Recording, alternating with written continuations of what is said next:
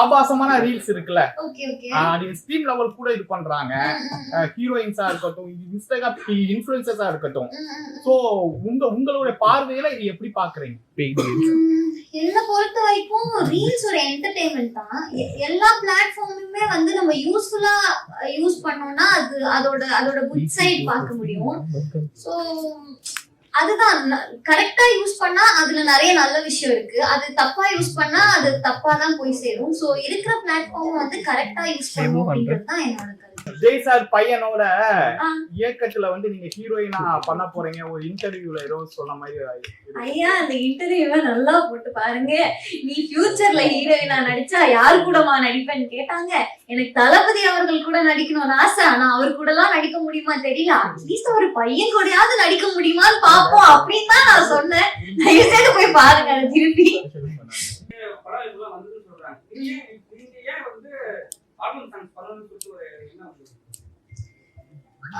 Actually big pass முடிச்ச உடனே நான் ஜோடி தான் பண்ணேன். மூவிஸ் அது வரைக்கும் எதுவுமே கமிட் பண்ணல.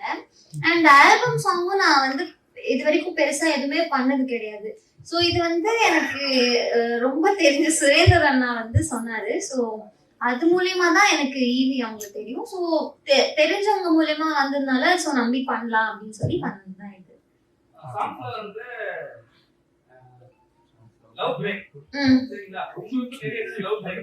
நிறைய விஷயம் நான் பல இருந்த மாதிரி பேசுறியா? எத்தனை நாள் தெரியும் உனக்கு?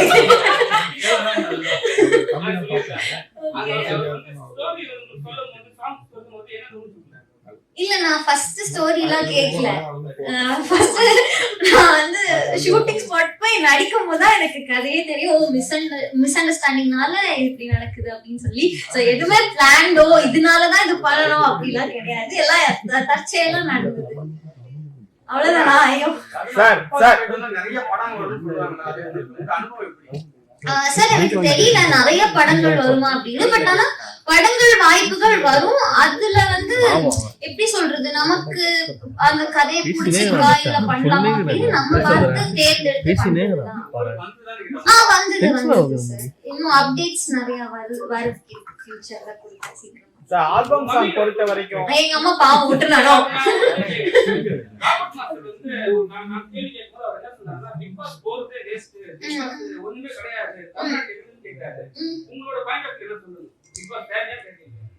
தேவையா தேவையில்லையா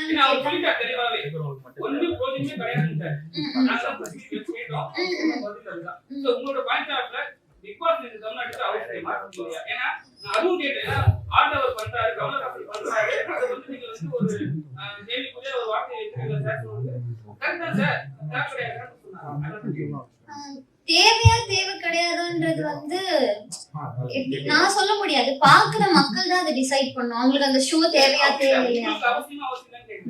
என் லைஃபுக்கு அது அவசியம். ஒரு ஷோ நான் பண்ணிட்டு அதுக்கப்புறம் அது எனக்கு அவசியமே இல்லை அப்படின்னு சொல்றது வந்து தப்பா இருக்கும். பண்றதுக்கு முன்னாடி எனக்கு அது அவசியம் இல்லை அப்படின்னு சொல்லியிருந்தா அது வேற விஷயம். ஆஃப்கோர்ஸ் பிக் பாஸ்னால நிறைய பேருக்கு என்ன தெரிஞ்சிருக்கு அப்படின்னு நான் நினைக்கிறேன். சோ தேவைதான் கண்டிப்பா.